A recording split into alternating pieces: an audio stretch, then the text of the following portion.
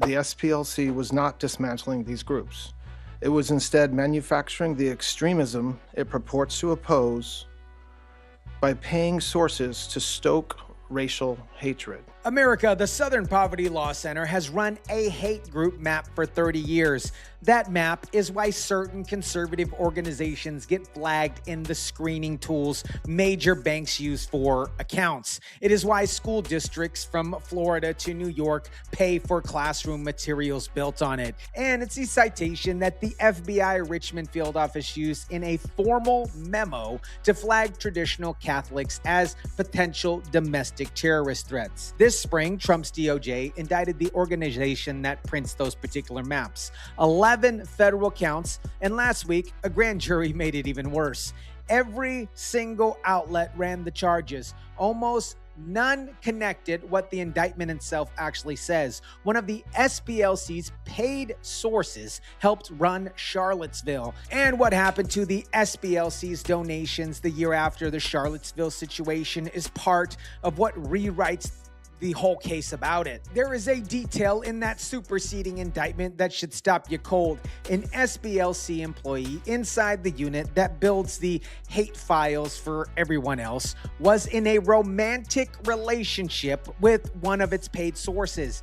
That source was a member of the National Alliance, a neo-Nazi organization. The indictment lays out the money that ran through that arrangement. The group that branded everyone else's ties to extremists had an employee living inside one. And that's not a congressman allegation. That's the grand jury.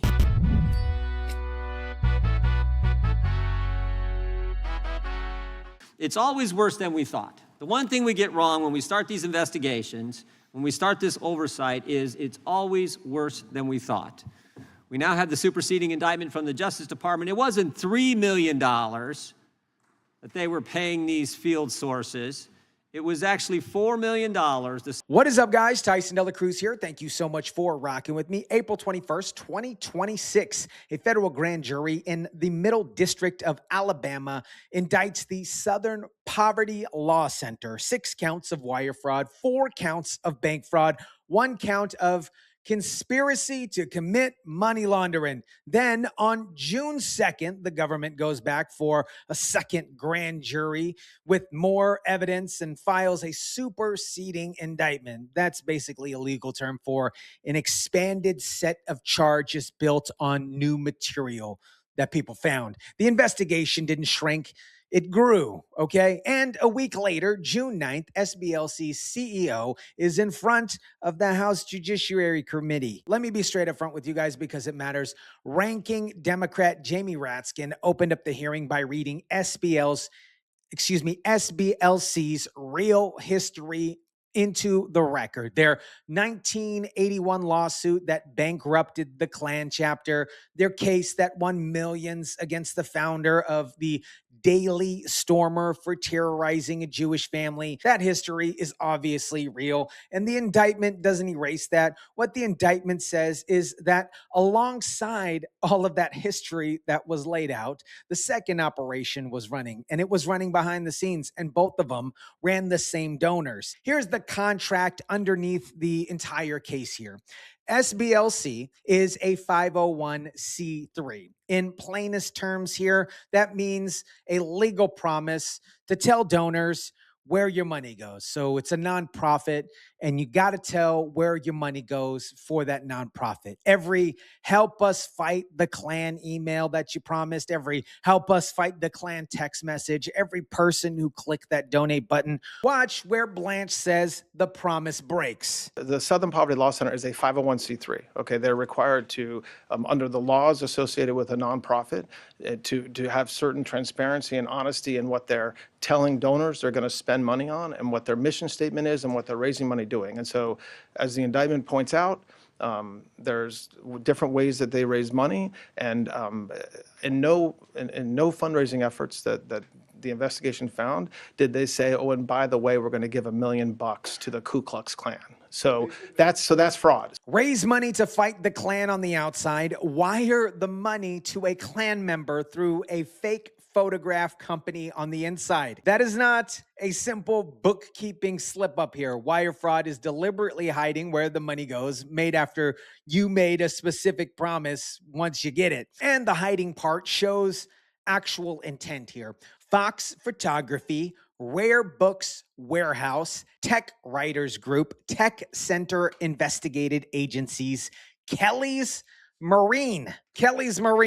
These were the nicknames on the spreadsheet. The indictment describes them as functioning fake companies, you guys. Accounts were open, paperwork were filed, claiming real business purposes, statements generated, all built to route the donor money to people inside the exact groups the SBLC told the donors that it was dismantling. Watch Brian Fair when Jordan reads the companies on record. I'm just want to know if that was the intermediate shell companies that you guys set up to pay the field sources. Is that true? Will the good chairman yield for just a No, moment? I got just a minute and a half, and then I'll be happy to entertain a question you may Chairman have. Jordan, counsel will respond to all the allegations in the Middle District of Alabama. Earlier in that same hearing, he answered a friendly question about whether the sources passed information to the FBI. That one got an answer. These shell company questions were, those aren't our accounts, would end up in one sentence here. When the lawyer shows up for specific questions, the questions that he shows up for are the answer. Blanche named a specific event at that podium. Every outlet clipped the count. Almost none of them stopped here. But one troubling example is that the SPLC was paying a member of the leadership group that planned the Unite the Right protest in Charlottesville, Virginia in 2017 that resulted in the death of one person and injured dozens more. This particular person being paid by the SPLC allegedly received approximately $270,000 over the course of 8 years. $270,000, 8 years, to a member to a leadership chat group that planned the rally where Heather Heyer was killed. That's not Raskin's spin on Jordan's allegations. That is an acting attorney general describing what his own prosecutors are taking to trial. The indictment here goes further than the dollar figure, and it says the sources made racist posting under the SBLC's own supervision and helped coordinate transportation to Charlottesville for the attendees, paid by people who built that hate map that we talked about earlier, working the event and became a centerpiece around the fundraising. Which brings us to the money here. According to the SBLC's own tax filings, donations went from roughly $50 million in 2016 to about $132 million in a fiscal year ending right after Charlottesville. That nearly tripled. Watch how Fair answers when Jordan puts that number in front of him. Fundraising go up after you paid a field source to coordinate the transportation at an event in Charlottesville where a person was killed. That's what I'm asking. Did it go up? Because according to what we know, you went from 51 million to 133 million in 1 year. And that happened when President Donald Trump was elected. He didn't dispute the numbers. He gave you cause. Trump's election. Except Trump was elected November 2016 and Charlottesville was August 2017. The surge Jordan is citing is the fiscal year that closed after the rally, not the election here, you guys. Blaming the tripling on the election doesn't answer why the man on the SBLC's payroll was allegedly helping run logistics for the event that they fundraised off of for the next 3 years. Organizations telling donors one thing and doing something with the money completely different. Obviously, it sounds familiar, doesn't it? Medicare actually works the same way. Most agents tell you that they're going to help you, but essentially they're helping themselves and their own pockets with their commission. This is why I am proud to partner with today's video sponsor, Chapter. Chapter's trusted advisors compare every Medicare plan available and advocate for you, not the insurance companies. We're talking about no pushy sales tactics here. One call, it literally takes under 20 minutes, and people who spend the time to take that 20 minutes and call, they're saving over $1,000 a year just from simply picking up the phone. Do me a favor, if you're interested, please call 270-467-0614. Again, that number is 270-467-0614, or you can simply go to askchapter.org/Tyson. Again, that's askchapter.org/TYSON. All right, back at it. The thread that explains why this sat dormant for so many years. What's verified from Blanche, the case was open, then shut down while during the previous administration, the Joey Biden administration, then restarted. And Blanche says he doesn't know what happened or why the ball was dropped. What Jordan added at the hearing, and these are his claims, not the indictment, so treat them as unconfirmed or as you will, is that the Biden's deputy attorney general held regular meetings with the SBLC during the shelved years of the case, and that SBLC's material was used to train federal prosecutors. What's independently documented here, the SBLC's designation fed the FBI, the Richmond office, a memo that flagged traditional Catholics as potential domestic terrorist threats and cited the SBLC framework to do it. Now, here's the part that's been buried and nobody really connected. Everything that I showed you about the shell companies, the Charlottesville sources, the donation surge, that is what the SBLC did with the money. What I haven't showed you yet is what the SBLC was selling with it. And the product got wired into bank screening systems and public school classrooms in dozens of states. The hate map was never a neutral catalog. A name on that list carries obvious real weight in the real world. When your organization lands on the SBLC's database, that label flows into reputational screening tools that banks use and payment platforms use. And partners in the SBLC change the quote-unquote terms coalition, treat the map as a deplatforming and banking trigger. The Alliance Defending Freedom has won cases in the Supreme Court on this. On the map, Moms for Liberty, we talked about them before, the Family Research Council, none of them pulling Aryan Nation members onto their payroll through a company called Kelly's Marina. But they sat in the same database with the same label, visible to the same compliance tools, while the people who built the database were allegedly wiring money to the actual Klan and neo-Nazi members. Watch where the map went on the taxpayer's dime. Since 2017, at least 3.9 million has gone to the nonprofit and taxpayer money. At least 1.4 of that was paid directly to the Southern Poverty Law Center from school districts, cities, counties, states, universities. They have the American College of Pediatricians on the same list as the KKK.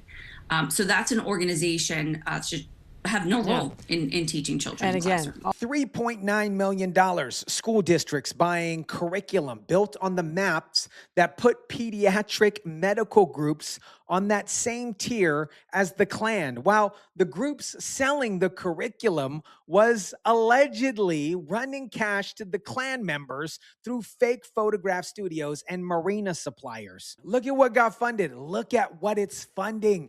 That is the entire story, you guys, under one breath. And the way that the map decides who makes the list got exposed in the most critical way possible. Brandon Gill, Republican from Texas, held up a photograph and asked the SBLC CEO to explain his own organizational standard to a case where facts aren't in dispute. Do you have an opinion on this tattoo? I'm not an expert on tattoos. No, I don't. Okay, I can give you a little bit of background. This is a tattoo on Maine Democrat Senate candidate Grand Plattner's chest. That's the Nazi SS death head tattoo. Do you have any opinions on that? If it's what you say, if it's a Nazi symbol, we oppose Nazis. The photo was real. It's not contested. Graham Planter, the Democratic senator nominee in Maine, wore a Totenkopf on his chest for years. A Totenkopf is the death head symbol of Hitler's SS. Planter said he got it drunk overseas in 2007, didn't know what it meant, and he covered it last October. An acquaintance told Jewish Insider that they heard him call it mine or my Totenkopf. I was going full German on you guys there. Planter disputes he ever understood it, takes his side of it completely. Here's the point. The man who runs the list that brands pastors and parent groups as hate adjacent would not apply his own published criteria. leader statements, extremist symbols, documented association to a documented Nazi symbol on a candidate from the party SPLC happens to favor, not because the facts were unclear, because the list was never built to catalog extremism evenly. It was built to point one direction. America, here's what no headline carried. The same day it announced the criminal charges, the DOJ also filed a civil forfeit complaint. That is a separate legal track. And the thing about civil forfeit, it doesn't require a criminal conviction to move. It targets money the government says was generated through fraud. SPLC sits on a long-term endowment built over 30 years of fundraising off the threat it claimed to fight. The endowment here is in the background. It is the thing that the forfeit case can reach for. And this frames the entire indictment here. When your revenue grows with the credibility of the danger you sell, and you banked on a fortune doing it, keeping the people who generate the danger on the payroll stops looking like a compliance failure and starts looking like an actual business model here.